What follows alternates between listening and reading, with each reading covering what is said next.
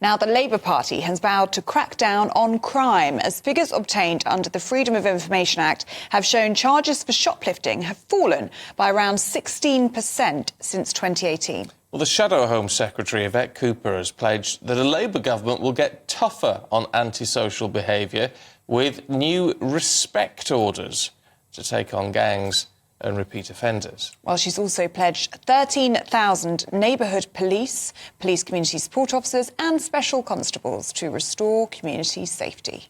Is this going to be enough? Let's talk to former police officer Oliver Laurence, who joins us now. Oliver, good to see you this morning. What do you make of all of this? Is it a step in the right direction, or is a respect order just going to be a flash in the pan?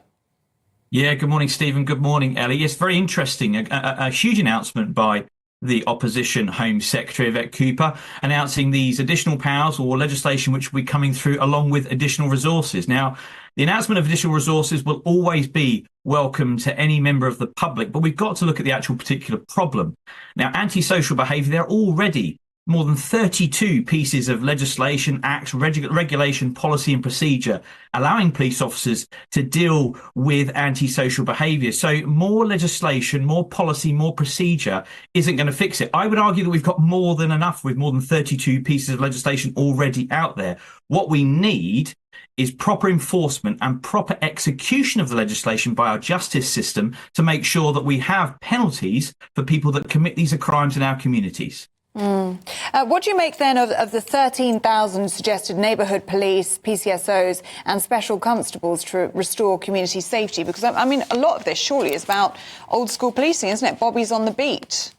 100%. And to be honest with you, PCSOs have proven to be very successful in the past, but I do truly believe we're at a point now where we need police officers that can have the powers of arrest, police officers that can have the power of interview and charge. PCSOs are very restricted in what they can do out on the streets and ultimately need a police officer to support them. So in my view, it's going to have to come back to having, as you say, Bobby's on the beat, more police officer numbers in our communities, liaising with the community members so they can be fed that intelligence so we know who are the individuals causing all the issues and we can take proper instructions to deal with these people properly. But we need an effective criminal justice system. We need our courts to start sentencing people. And that means putting people in prison. And our prisons are bursting at the seams. So we don't need only investment at the enforcement stage. We also need it at the criminal justice end when we put people in prison who repeat offenders. Which is the issue with all of this, isn't it, Oliver? Because people can say what they like, make these promises and pledges and, you know, right, all sounds pretty good. Even if they stick to their word, the problem is we're not going to see the impact of this for, what, 5 or 6 years?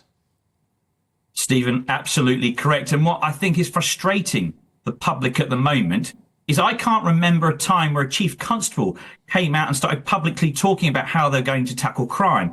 We've got more chief constables racing to get in front of a microphone to acknowledge their force is institutionally racist than we have chief constables racing to the microphone to acknowledge there is an issue with crime and this is how they're going to tackle it. You know, I don't know, and I'm quite concerned what Sir Mark Rowley and Damien Owens have been doing for the past couple of years in London, because I don't think the city is any safer than when they came into power. So we need to have a change of thought around what we're supposed to be doing, how we're going to enact on that, and we need discipline and enforcement.